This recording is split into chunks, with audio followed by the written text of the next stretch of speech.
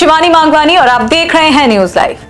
IIMT विश्वविद्यालय में राष्ट्रीय सेमिनार, नीति निर्माण में महिलाओं की भागीदारी के साथ नेतृत्व कौशल पर जोर। आईआईएमटी विश्वविद्यालय मेरठ के school of commerce and management में women in leadership, breaking barriers and academia विषय पर राष्ट्रीय सेमिनार का आयोजन किया गया। प्रथम लेवल की मजिस्ट्रेट व बाल एवं महिला वेलफेयर समिति की सदस्य पूनम शर्मा ने कहा कि स्त्री न केवल स्वयं के लिए बल्कि समाज एवं परिवार के लिए धुरी का काम करती है।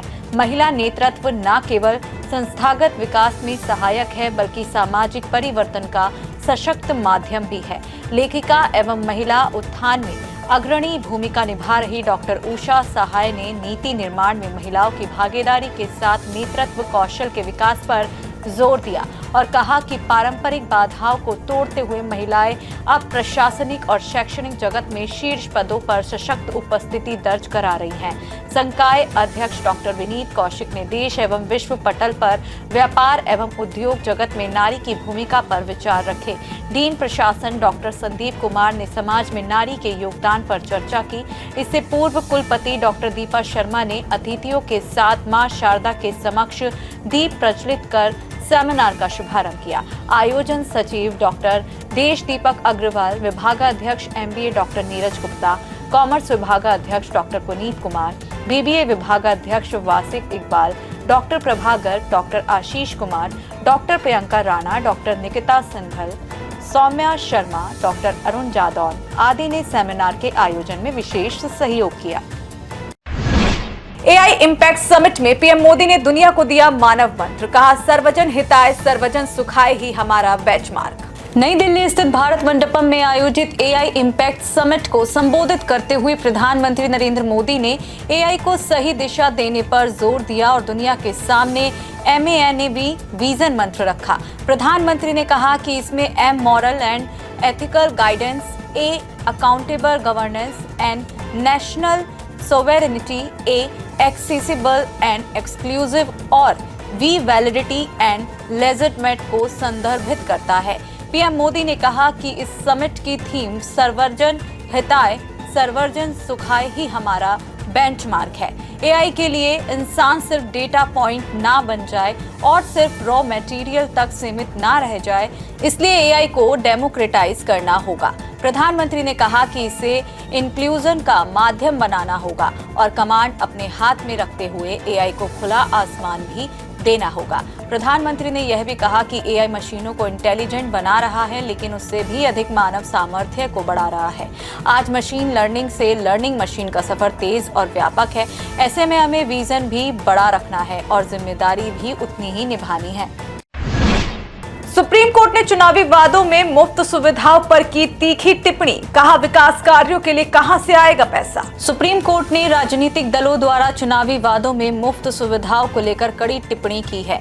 चीफ जस्टिस सूर्यकांत ने कहा कि कई राज्य सरकारें भारी कर्ज और घाटे के बावजूद मुफ्त योजनाएं चला रही हैं। अगर सरकारें मुफ्त पैसे, बिजली और दूसरी सुविधाएं देती रहेंगी तो आखिर इनका खर्च कौन उठाएगा। कोर्ट ने कहा कि सरकारों को मुफ्त चीजें बांटने के बजाय रोजगार पैदा करने पर ज्यादा ध्यान देना चाहिए। सुप्रीम कोर्ट ने यह टिप्पणी तमिलनाडु सरकार की कुछ समुदायों के लिए बिजली टैरिफ में सब्सिडी स्कीम को चुनौती देने वाली याचिका की सुनवाई करते हुए की। चीफ जस्टिस ने कहा कि राज्य सरकारों को फ्रीबीज और सार्वजनिक कल्याण योजनाओं के बीच अंतर समझना चाहिए। गरीबों और वंचितों के लिए शिक्षा, स्वास्थ्य जैसी बुनियादी सुविधाएं प्रदान करना राज्य का कर्तव्य है, लेकिन अमीरों या सक्षम लोगों को अनावश्यक मुफ्त सुविधाएं देना अनुचित है। मिडिल ईस्ट में युद्ध की आशंका बढ़ी, ईरान से वार्ता के बावजूद अमेरिका की बड़ी सैन्य तैयारी। ईरान के परमाणु कार्यक्रम को लेकर जारी बातचीत के बावजूद युद्ध की आशंका बढ़ती जा रही है। अब एक रिपोर्ट में दावा किया गया है कि अमेरिका ने ईरान पर हमले की तारीख तय कर ली है और ईरान की संभावित प्रतिक्रिया को देखते हुए अपने कुछ कर्मचारियों को मिडिल ईस्ट से अस्थायी रूप से हटा रहा है। अमेरिकी समाचार एजेंसी एक्सियोस की रिपोर्ट के अनुसार अमेरिका और ईरान के बीच संघर्ष हफ्तों तक चलने वाला पूर्ण युद्ध हो सकता है।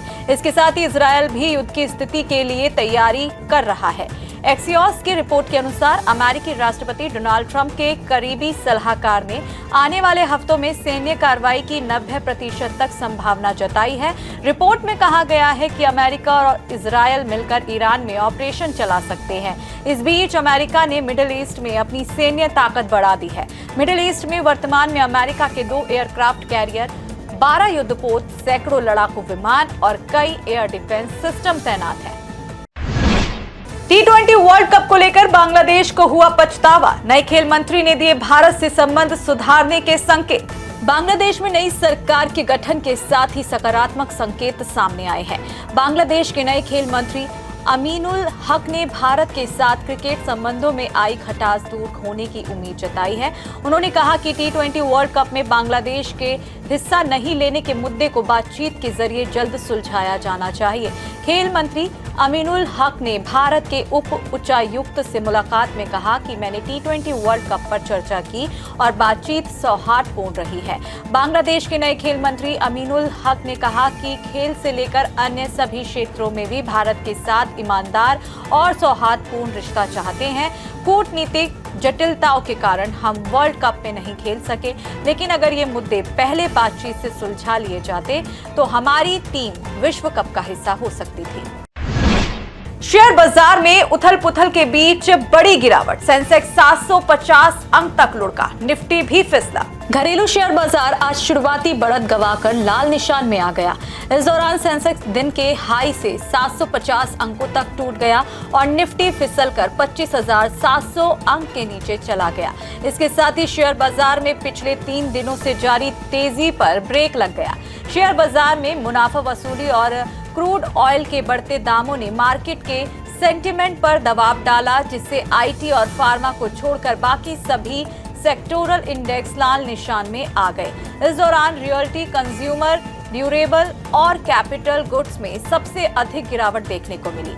इससे पूर्व सुबह बीएसई सेंसेक्स 564.45 अंक की गिरावट के साथ 83,169.80 पर और निफ्टी 158.45 अंक गिरकर 25,660.90 पर कारोबार कर रहा था।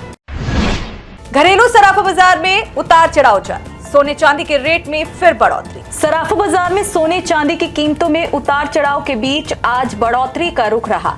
चांदी ने सुबह हल्की गिरावट के साथ शुरुआत की, लेकिन दिन चढ़ते चढ़ते भाव में सुधार नजर आया। Indian Boolean and jewellers association के अनुसार आज सुबह सोने का भाव 1,51,584 रुपए प्रति 10 ग्राम था, जो दोपहर तक बढ़कर 1,54,735 रुपए प्रति 10 ग्राम हो गया। उधर गुड रिटर्न्स के अनुसार 24 कैरेट सोने की कीमत बढ़कर 1,56,640 रुपए प्रति 10 ग्राम हो गई। इसके साथ ही चांदी का रेट बढ़कर 2,70,000 रुपए प्रति किलोग्राम तक पहुंच गया। आज के लिए बस इतना ही। कल फिर मिलेंगे देश और दुनिया से जुड़ी नई जानकारियों के साथ। तब तक के लिए देखते रहिए और सब्सक्राइब करिए IIMT मीडिया।